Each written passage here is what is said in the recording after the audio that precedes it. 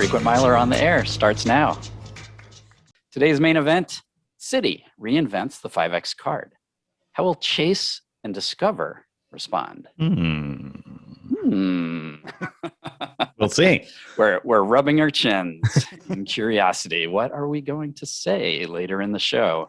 Nobody knows, not even us. Not even us. We'll decide when we get there.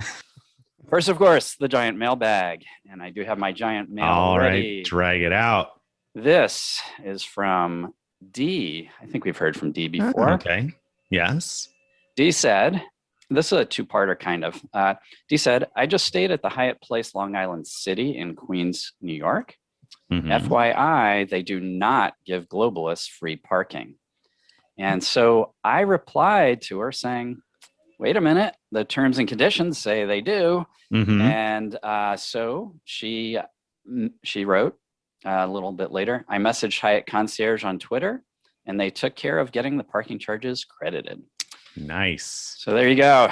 It's good to know what benefits you're due, and it's good to know that the Hyatt Twitter team is awesome, which we've mentioned many times on the show. They sure are. They sure are. And, you know, that's a benefit that I think probably there are front desk agents that will get confused about it and think, well, no, we can't do anything about the parking because it's a separate vendor here. It's not our own garage, blah, blah, blah. That's happened to me in New York City where there's been some confusion over it before, but I've always gotten it for free as a globalist or on a guest of honor stay in the end. So sometimes it's taken a little bit of doing like that to get it figured out, but I've always gotten it for free, even when it's in a separate garage like that. So definitely. Right. So my understanding, as long as it's billed to your hotel room, right, correct, then you can get it erased. Whereas if they have some kind of setup where it's a different vendor, and it's not even charged to your hotel room, then you're on your own. True story. Yes. Okay. All right. What's next? All right. What crazy thing did Amex do this week? Amex is getting crazy, right? What are they doing? Amex is getting bizarrely crazy. So we've written a few things about this, but basically they are targeting existing business card members to expand your membership. And this is coming in the way of emails. It's coming in the way of Amex offers that you see at the bottom of your login. And we posted a couple links where you could check for yourself for these offers. And like one of them is 150,000 points, membership rewards points, after a $15,000 spend for the business platinum card, which is a very good offer, but it's not like out of this world. Like we've seen 150K before for the business platinum in the past. Usually that used to be fairly special though. That used to be fairly like if you could get that 150K offer, that was a big deal for a long time. Yeah. But this one is extra special because the people being targeted for it often currently have a business platinum card, and the offer is specifically saying, expand your membership. They're basically saying, we know you have a business platinum card with us. Why don't you get another one for the same business? And here's 150,000 points. So my son did this. Card you definitely don't need because you already have it. And 150,000 points to go with it. Right. So my son did this for the second time. Like he had been targeted for only 75,000 points a couple years ago to do the exact same thing, get a second business platinum card for the same business. He took that offer, got the bonus. And now it is, a couple years later, he got that offer, the 150K offer, took it. And then we found this link to check for yourself for this offer. And both my wife and I signed up under the offer, and so we were both approved for the card. Insanity. I mean, none of us have received the bonus yet, but it's so early. I mean, we haven't done all the spend yet, so it's nuts. I mean, let me warn you, not everybody's eligible, and when you click the link and you're not eligible, it gives a weird message about the offer being expired, but that just means you're not particularly eligible, right? I mean, so this is nuts. You already have a business platinum, and in many cases, people are being targeted for another business platinum card. Why? Why are they going to give you 150,000 points for a card that, I mean, presumably you're going to cancel one of these, right? I mean, you're not going to keep them. I mean, who's going to pay 550 times 2 to double up on the same exact benefits, right? Right, So right. The only thing I could think of is that they are hoping that people will sign up, get the points, and then forget all about it. And by that I mean pay the $550 annual I said fee, 550, is 595. Yeah, I misspoke. 595 Yeah. every year without getting any of the other benefits of the card, because it takes a Sure it lot of happens. work to get benefits from 2 business platinum cards.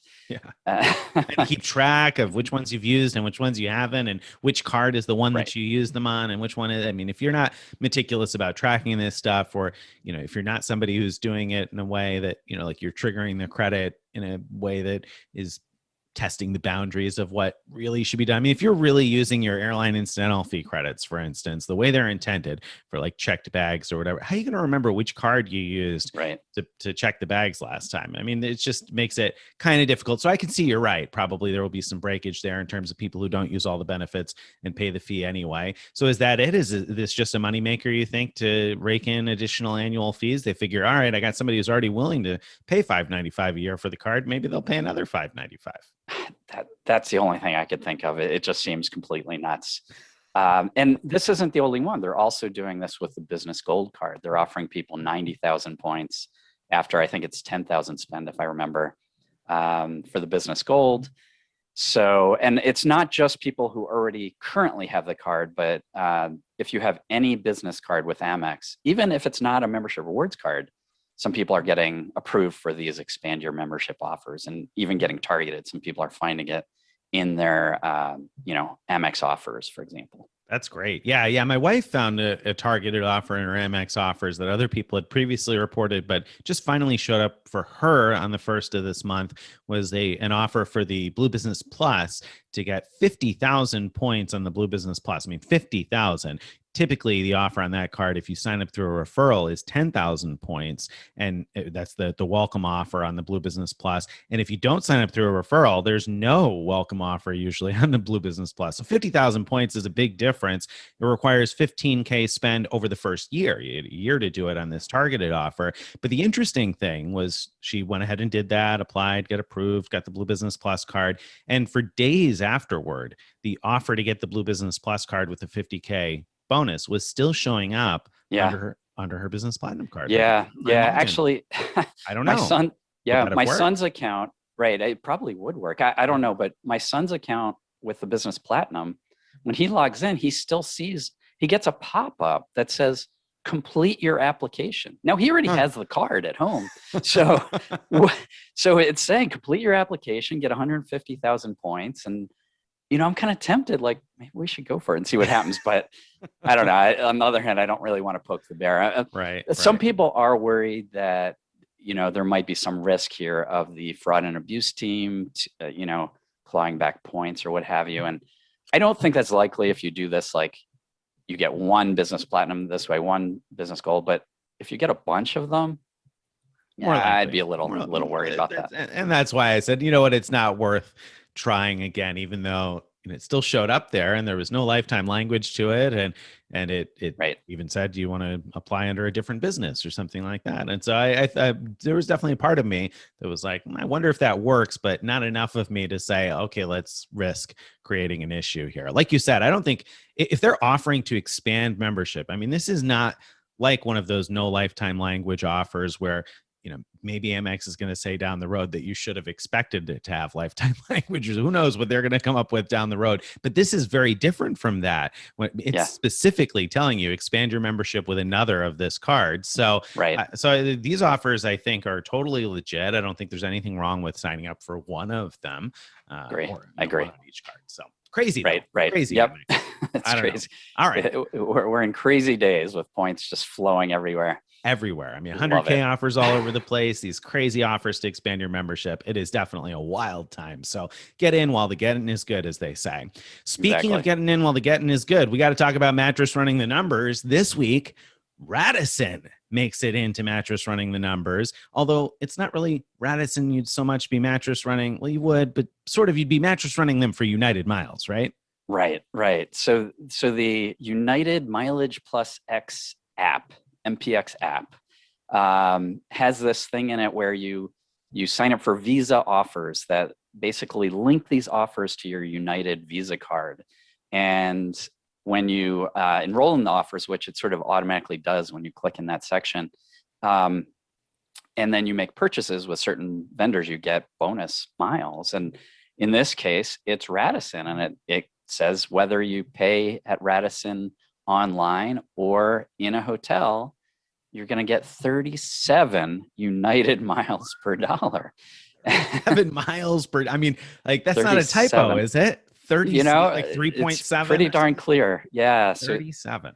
that is Wow. a ridiculous rebate on any Radisson spend. And this is on top of any Radisson points you earn. I mean, Radisson, you know, if you have like gold status with Radisson, what you get for free with like their credit card, you're getting 25 Radisson points per dollar on Radisson stays. And then, of course, those points are worth a lot less than United miles, but still you're getting that. Something. Plus, you're getting 37 United miles. Plus, presumably, you could click through a portal before booking your Radisson and get additional points, miles, or cash back by doing that.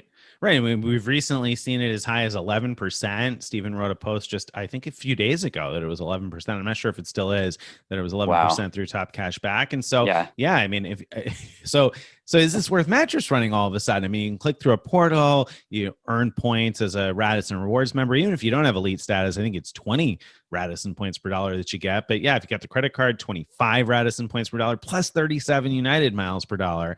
And you're going to earn that 37 miles per dollar, even on the taxes and everything, right? Because it's a card linked offer. It's just linked to how much you actually spend. So, right. Yeah. So that's an advantage over the points you'd earn in a portal or from Radisson directly.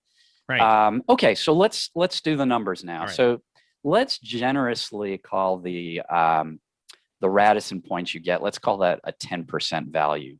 You know, that's estimating them really high at about half cent each if you're not a elite member, a little bit less than that if you are elite, but 10%. Let's be generous. Let's say, and to do easy math, let's say you do 10% through a portal. There you go. Okay. All right. So you're getting 20% back from those two things.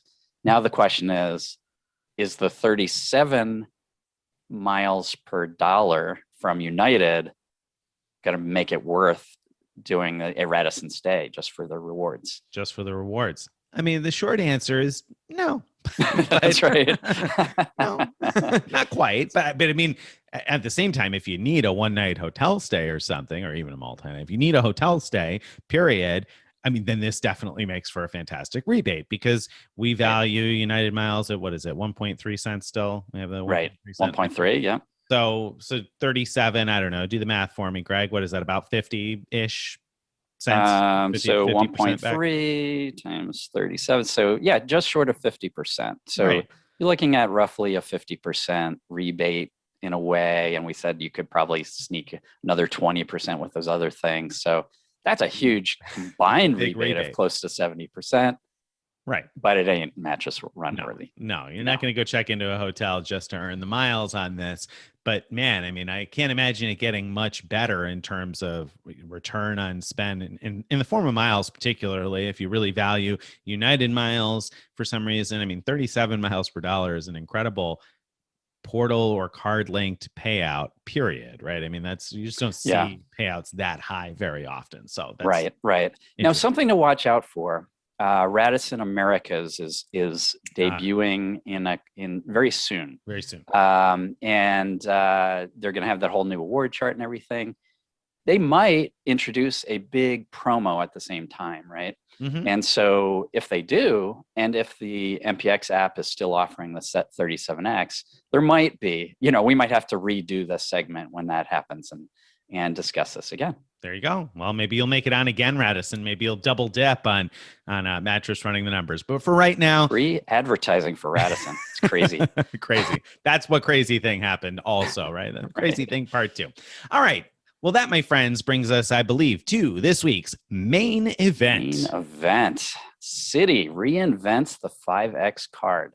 So a little background first, right? So for years and years, Chase has had their Freedom card with 5X rotating categories. So And Discover had the same thing, the Discover It card, 5X rotating categories, which means every 3 months, there were different categories of spend where you earn 5%, up to a combined spend of $1,500 across those 3 months. Okay, so there was that. And that's become sort of the standard over time of like the 5X card, Citi though, what did Citi just bring out? So Citi just totally shook this up. I mean, like you said, that's been the model for the 5X rotating category type of a card, and lots of other people have copied it. It's worth noting that Discover and Chase are sort of the main ones with the rotating category card, but there's lots of little banks that have copied that format with different versions of the same thing. But Citi said, we're going to toss that all out the window here. We're going to give you a 5X card that offers 5X on the same total amount of spend, but we're going to give you a lot more flexibility. So the Citi Custom Cash card now earns 5X on the category in which you spend the most, the eligible category in which you spend the most, on up to $500 to spend each billing cycle. So essentially $500 a month every 3 months, $1,500 spend per quarter. So it's the same $1,500 spend per quarter. The difference here is that you're going to earn 5X on $500 per billing cycle, and it's on whichever category you spend the most money in. And so ideally, if you're playing this game the way it should be played, you're going to get that card and use it for one single category. And the categories included are useful. There's grocery, there's gas, dining, home improvement stores, select travel. So you can pick a category that you will easily max out your 500 spend each month, each billing cycle, and then just stick with it, set it and forget it. And you have the same category all year long, every single billing cycle. I mean, if you know you're going to spend $500 a month on groceries, you can earn 5 points per dollar on that $500 all year long without having to track a rotating category, without having to switch out when, Discover adds grocery stores and then Chase adds grocery stores and this other one you have adds something, and without having to switch the wallet and print out labels to put on your cards. You can just make this the dedicated grocery card or dedicated gas card or dedicated dining card all year long. I mean, that's pretty incredible, isn't it? It is pretty incredible. And it's worth mentioning, despite its name, Custom Cash, it's earning thank you points. So it's part of the whole Citi thank you rewards ecosystem, just like how the Chase Inc. Cash is actually a ultimate rewards earning card, and the Chase Freedom, which is advertised as a cashback card, is also a ultimate rewards card. This is the same type of thing, but with Citi thank you points. So the points, if you have a premium Citi card like the Premier, the points are transferable to airline partners. So that's a big reason why we're excited about this. Another thing I really like is these are often advertised like to almost as starter cards, they advertise to students, to, young working adults. And I think with most of these, the people who sign up for them, if they use them as their primary card, get kind of a raw deal, because how often do they really get the 5X value versus a lot of spend is at 1X, which is terrible.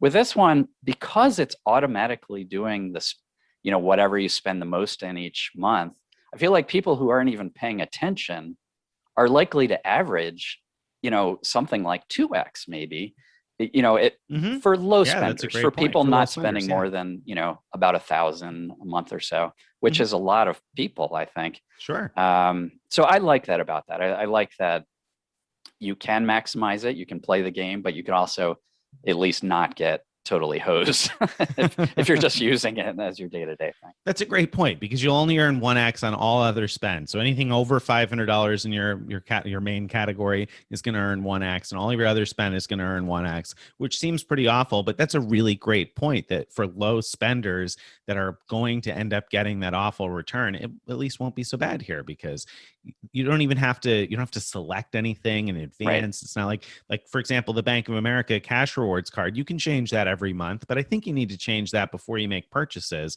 on their cash rewards card. And that is only, well, it's capped a different cap, and I don't want to get things confusing with that card too. But the key here is with Citi is that you don't have to say in advance, I'm going to make this my dining card this month, or I'm going to make this my grocery card this month. It's just going to track it and do it for you. So, right. And it's also worth saying it has awesome categories, like things you're really going to be spending in: supermarkets, gas stations, restaurants, so it's not like the US Bank Cash Plus card, which has 5% categories, but they're not ones you're going to be spending a lot in every single month for most people. The drugstores and things are all 2% with that card. And so, right. So is this going to turn everything on its head? You've got this totally new customizable card where you're going to get to pick the category and you can kind of set it and forget it, so to speak, in terms of using it for that one category all year long and not have to track these annoying rotating categories. I got to be honest, I hate the rotating category cards. I think most readers were probably, if they ever heard me say it, were surprised that up until last August, there had never been a Freedom card in my household, because it just wasn't worth it to me to track for $1,500 and spend and get the ink cash and get 5X at office supply stores all day long, or I have an Ink Plus.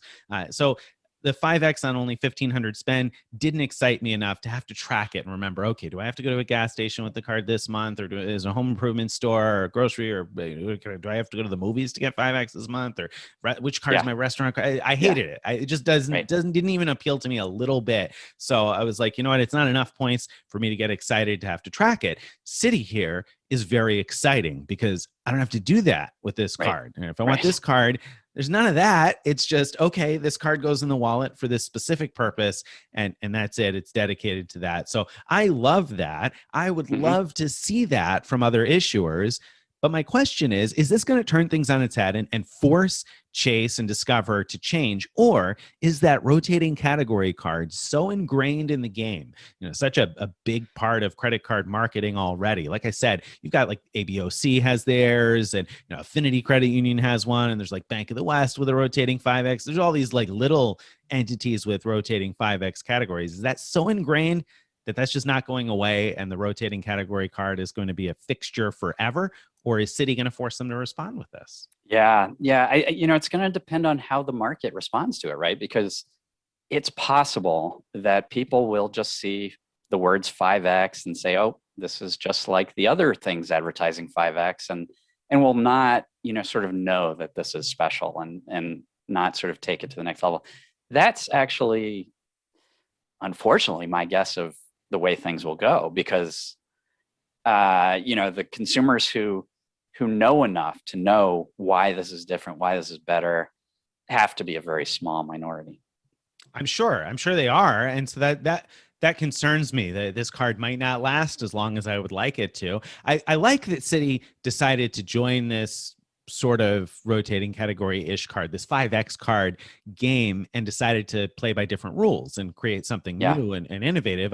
That shocks me. I mean, let's talk about what crazy things Citi did this week. They got innovative and interesting and made a really relevant sort of starter card. Like you said, I mean, I view the Freedom cards and the Discover card as like a starter card, even though it's a card that people have been in the game a long time are likely to also have. I think these are marketed more so at people getting into the game. And I think that this is a great introduction. So I'm really surprised that they did it. I'm concerned that it's not going to last because not enough people are going to get interested. And it's worth noting that there is at least some small complication here, whereas I'm sure there's some readers saying, well, yeah, but the Chase Freedom card or the Discover It card, you could just go and spend that whole $1,500 in one shot and max out your 5X. Whereas with this new Citi Custom Cash card, you've got to do $500 each billing cycle. And it's not even necessarily each month, it's each billing cycle. We talk about it monthly because that's could be confusing way to say it. But yeah, I mean, if your billing cycle ends on like the 12th of the month or something, you have to remember, okay, well, did I do the full 500 before the 12th? Yeah. When did I go to the grocery store last? And blah, blah, blah. So there is a little bit of a complicating wrinkle there. To me,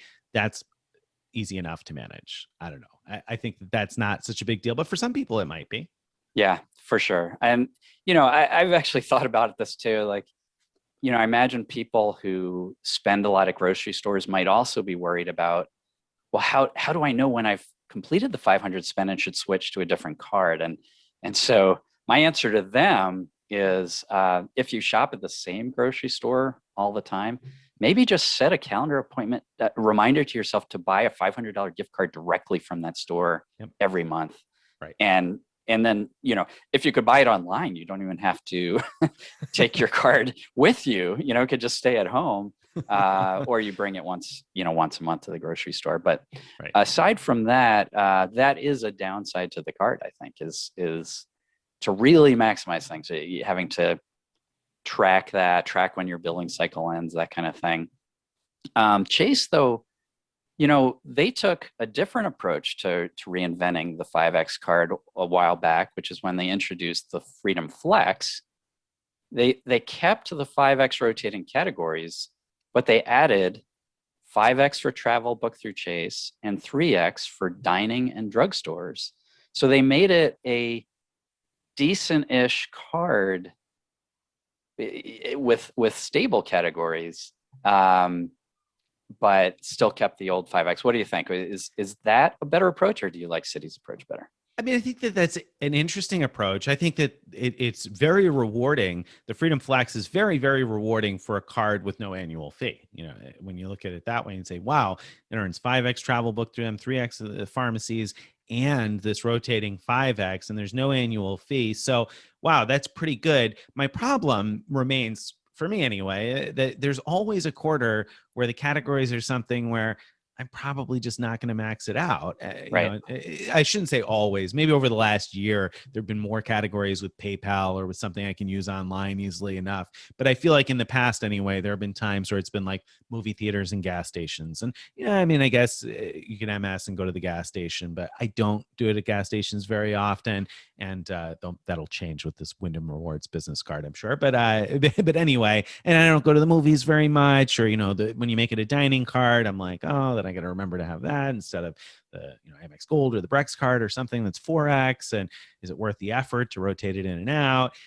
So I'm still not totally enamored, but that is pretty solid. I'm a little disappointed that Citi didn't offer any other bonus categories. I would love to have seen something that was 2X on this card at least. I think that that's definitely a shortcoming. And it concerns me that the card may not make it long term because it just may not catch on. Though I think for a lot of people, if you spend $500 a month in whatever category it is that's qualifying, you're talking about $300 cash back a year as a starter person. As somebody who's not looking to collect the thank you points and use those, you get $300 back a year on a card with no annual fee that requires very little effort. If you do have a premium Citi card, then you're talking about 30,000 points. It's enough to fly yourself round trip to Hawaii twice, or 2 passengers round trip to Hawaii via Turkish Miles and Smiles on United. So I think there's a lot of potential there for very low effort. I don't know if it's going to catch on enough. I don't know if enough people get excited about it because there's nothing else to it. It's just that 500. To me, that's enough, Citi. I think you did well, but from a marketing perspective, I feel like it might not catch on, and Chase may very, very well say, listen, we got plenty of people in the Freedom Flex with the benefits that it has. We don't need to change anything. I agree. Discover, I don't know. Discover, I don't know. I mean, their double up is good, a good offer. So I don't know what they're going to do. Probably not. Well, yeah. So Chase, because they made changes and introduced the Freedom Flex not that long ago, I don't see them responding in any way, and I don't think this will be a competitive threat. Discover's probably feeling pressure from the Freedom Flex on the one hand, and now this Citi's introduction.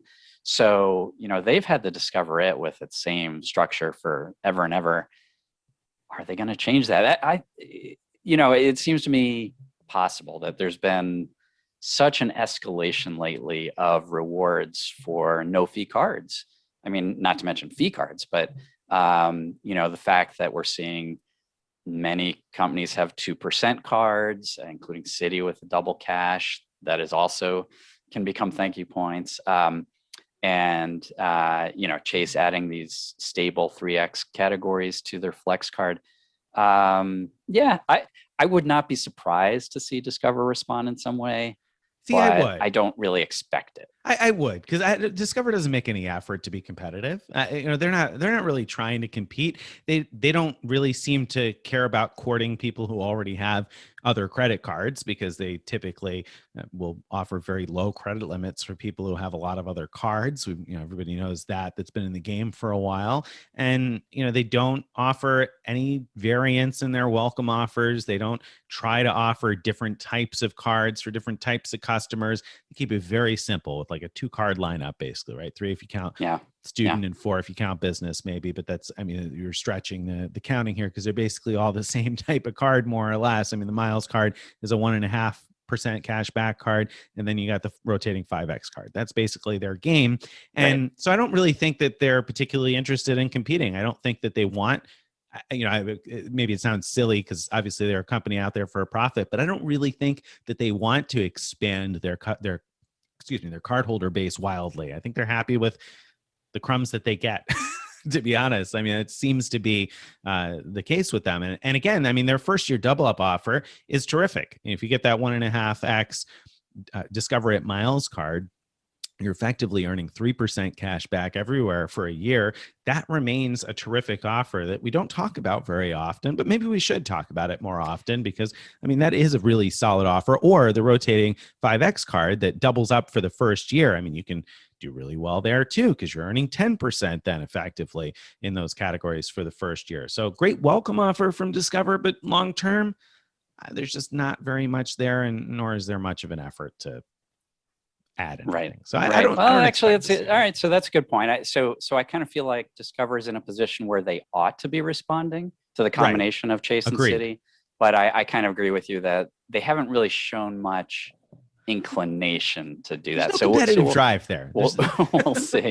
There's no ambition, right? They're not trying harder. Right? Come on. We want to see you trying harder. That's right. Rest on their laurels and maintain whatever it is that they have. So So speaking of trying harder, do you find it fascinating? I do, that Citi has been sitting out of this whole 100K offer game entirely. Yeah.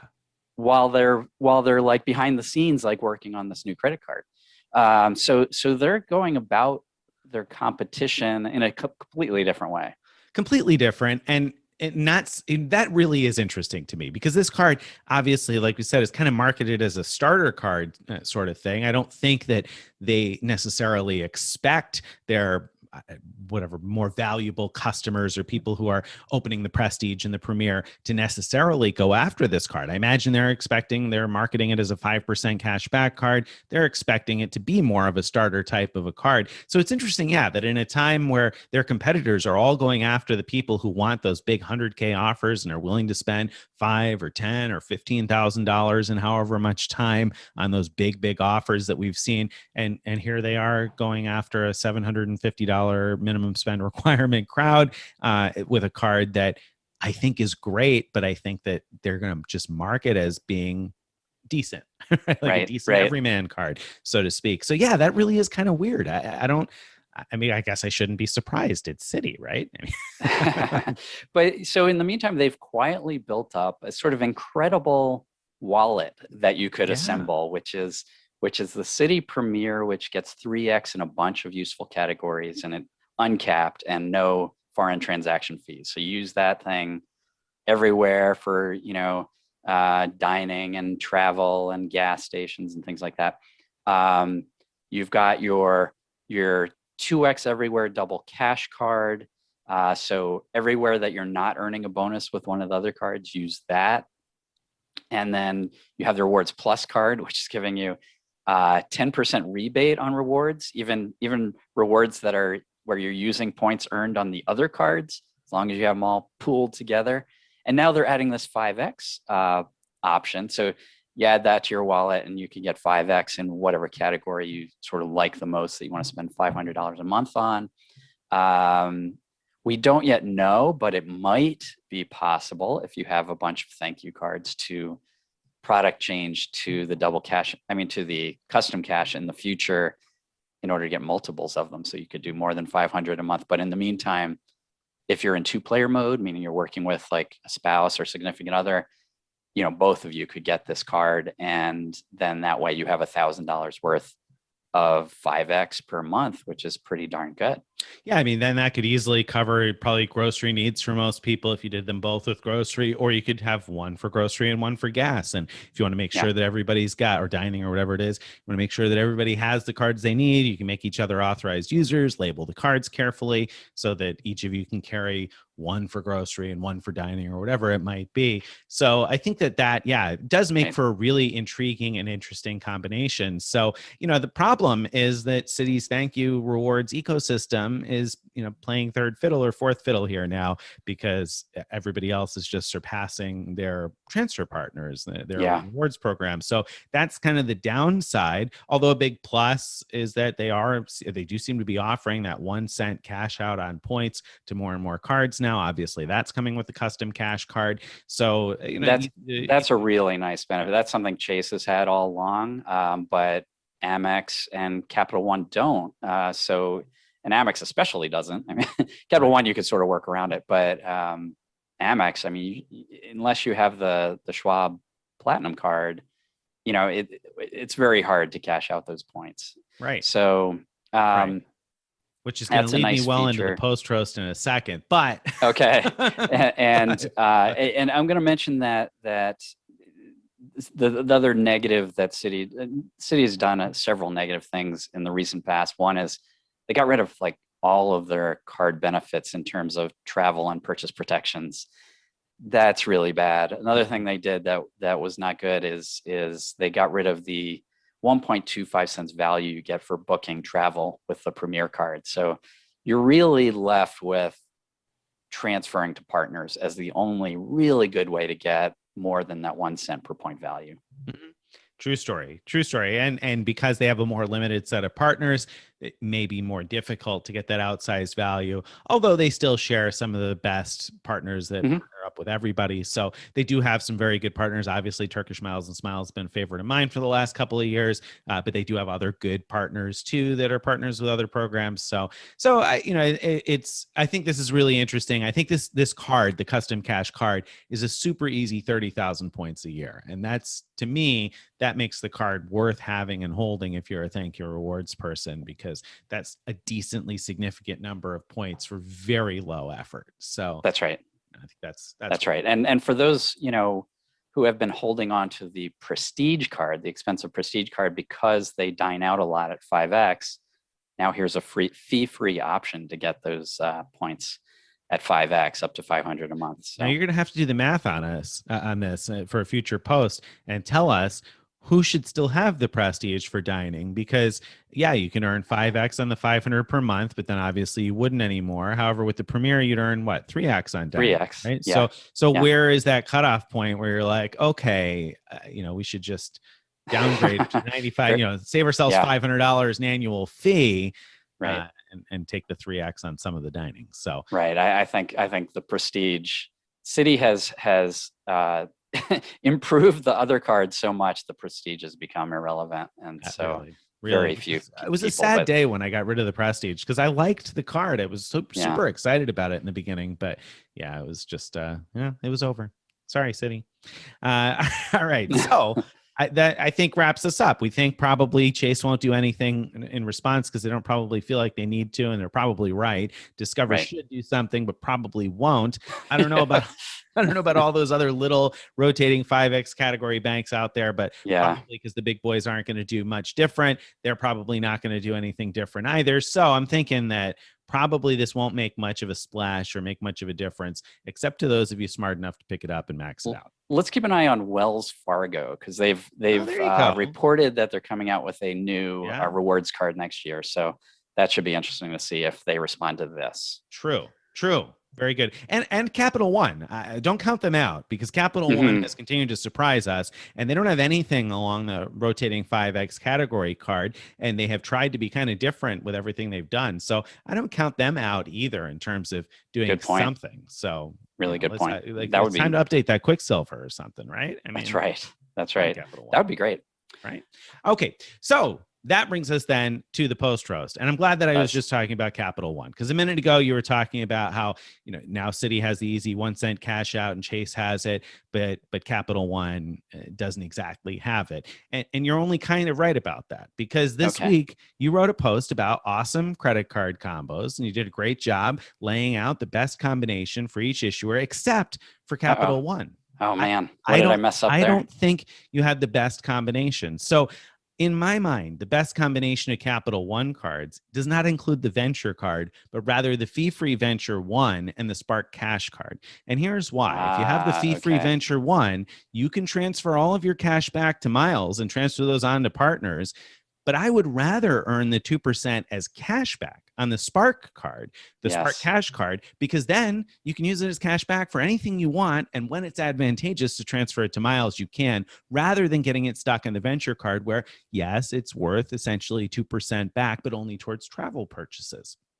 Instead, get your 2% back towards any kind of purchase. Use it to get your hair done or go get some new shoes or whatever it might be if you want, or when you're ready to travel and you want to transfer to partners. So I think that the Capital One combo, the ideal combo in my mind, is the Spark Cash card, the Venture One card that has no fee, and then one of the saver cards, like you said. So that's the change that I would make. That's my roast. All right. I agree. I think that's probably is the best combo. Good luck getting approved for it all. One downside exactly is the requirement to get approved for 3 Capital One cards when it's hard enough to get approved for one. Right. But I mean, if we're gonna get theoretical here, I mean, you did set up like a 3-card combo or something, I think. Or, I did. I had an alternate version that and I was like, oh, this is going to be the alternate. No, wait, no. I focused just on the consumer cards on my alternate. You did. But it was the same idea of earning. So in my alternate, it was a fee-free version where you spend nothing on annual fees, but you earn 1.5 everywhere with the Quicksilver. I don't know, what is it? Quicksilver.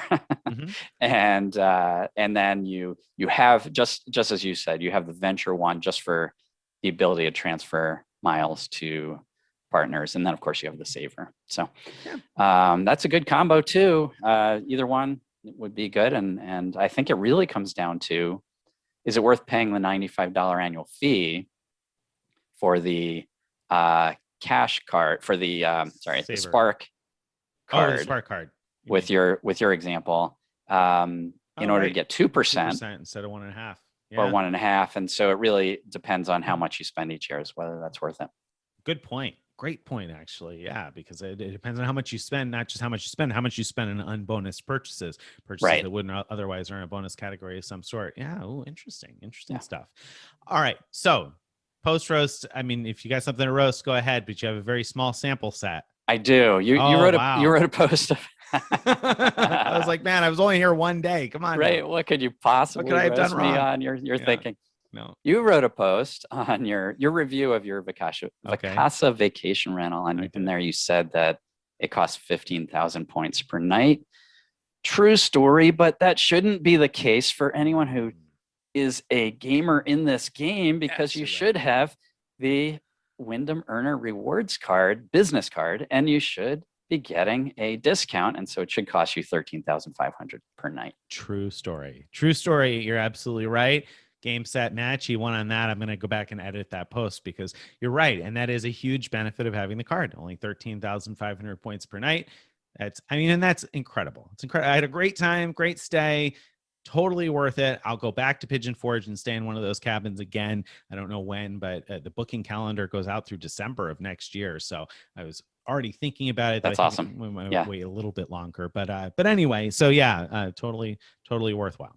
All right. You got me there. Wave the white flag. That brings us to the question of the week very quickly here. So this week's question came in the Frequent Miler Insiders, and I thought this was a great one. So David states, I am attempting to use an Alaska companion code after canceling my Alaska credit card. The frequently asked questions on the Alaska website seem to suggest any card can be used at checkout, so long as the name on the card matches the companion code holder. I'm just going to jump in and say, not anymore. I don't know if maybe you found something that was outdated, but you are supposed to pay with your Alaska Airlines credit card these days. So he says, however, Alaska's website is not allowing me to check out and insists that an Alaska Airlines card must be used. Is this right? Is there any way around that? So they did change that, where now when you use your companion certificate, you can't use another credit card. It has to be the Alaska Airlines credit card used to pay for the ticket. Is there a workaround, Greg? I'm betting that you know the answer to this, and because I don't. What's the answer? I didn't, but thankfully other readers and frequent miler insiders do in fact know the answer. So because it has been required now for a couple of years that you use that. And so let's see, somebody said create wallet funds by booking and then canceling a non-refundable ticket. So you could book a ticket, cancel the ticket, and put those funds in your Alaska wallet and use that. And then somebody else said, yes, they recently had issues with the same thing, sort of, and ended up buying a gift card from the website and applying it to their wallet. So from the Alaska website and applying it to the wallet funds. But Colleen notes, beware that there's a highly inconvenient 24-hour hold on gift cards if you buy them from the Alaska Airlines website.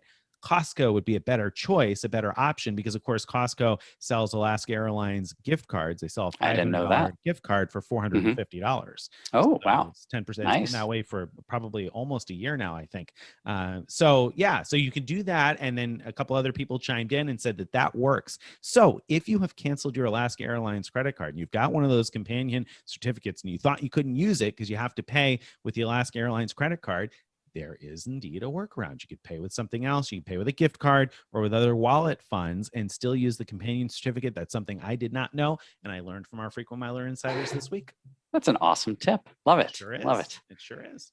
All right. Well, my friends, I think that brings us to the end for this week. So I want to thank you guys for being out there with us. We hope you enjoyed today's show. We certainly enjoyed being here. If you want to get our posts in your email inbox each day, you want to go to frequentmiler.com/subscribe. Again, that's frequentmiler.com/subscribe to join our email list. You can follow us on Twitter and Facebook and join our Frequent Miler Insiders Facebook group, where you can ask questions just like David did and get incredible tips from other readers. So thank you guys very much for being out there today, and we will see you again soon. All right. Bye, everybody.